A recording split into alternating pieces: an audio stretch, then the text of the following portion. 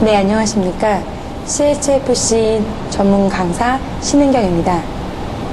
오늘은 CHFC 11번 과목 실전 위주 개인 신용등급 관리와 부채관리 전문가 과정에 대해서 나누도록 하겠습니다. 경제활동을 하고 있는 현대인이라면 아마 부채랑 전혀 동떨어지기가 쉽지 않을 뿐더러 한 번쯤은 다 부채를 활용하고 계실 것입니다.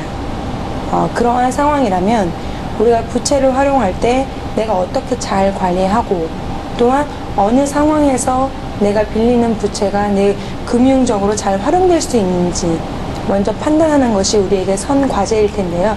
오늘은 부채 관리에 대해서 우리가 꼭 기억해야 할 10가지 조항에 대해서 같이 나누도록 하겠습니다.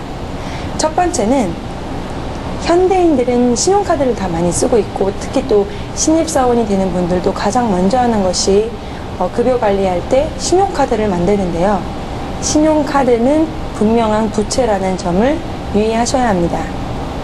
부채라고 생각하지 못한 분들이 많이 계신데 어쨌든 먼저 소비하고 비용을 쓰고 나중에 갚는 것이기 때문에 부채라고 볼 수 있습니다.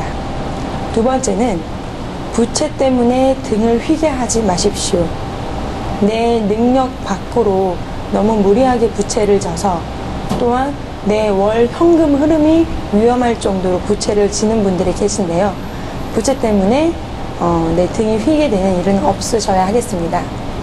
세 번째로는 지출을 조절하십시오.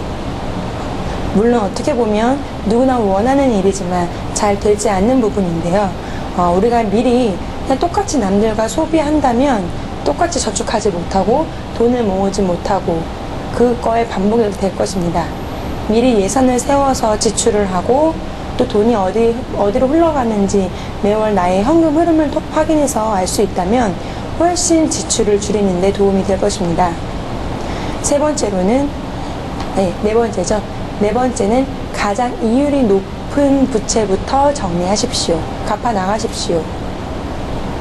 어디서 돈을 빌리느냐에 따라서 굉장히 이율이 천차만별인데요. 정말 내가 감당하기 어려운 또한 너무 고이율인 부채부터 빨리빨리 청산하고 갚아 나가시는 것이 당연히 하나의 큰 방법이 될 수 있습니다.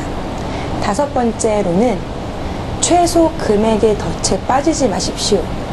무슨 얘기냐면 우리가 카드를 활용하다 보면 리볼빙 서비스라는 것을 들어보셨을 것입니다.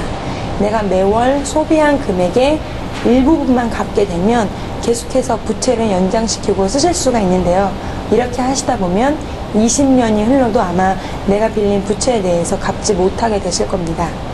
그러한 유혹에 절대 빠지지 마시기 바랍니다. 여섯 번째는 내가 어디서 돈을 빌려야 할지 유의하십시오.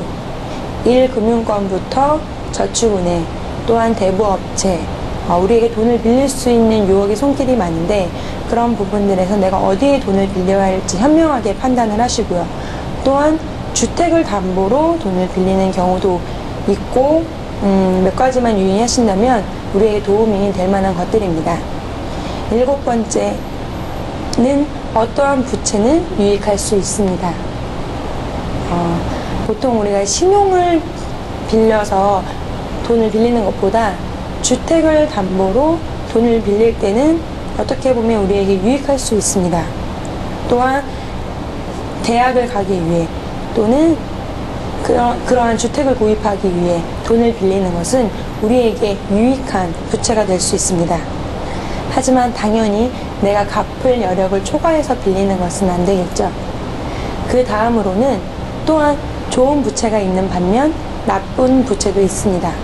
우리가 단기간에 어떠한 여행 자금이라든지 내가 쇼핑 같은 내 소비 활동을 위해서 큰 금액이 아니더라도 돈을 빌리는 분들이 종종 계신데요. 그런 식의 내가 일회성 소비를 위해서 돈을 빌리는 것은 굉장히 잘못된 습관입니다.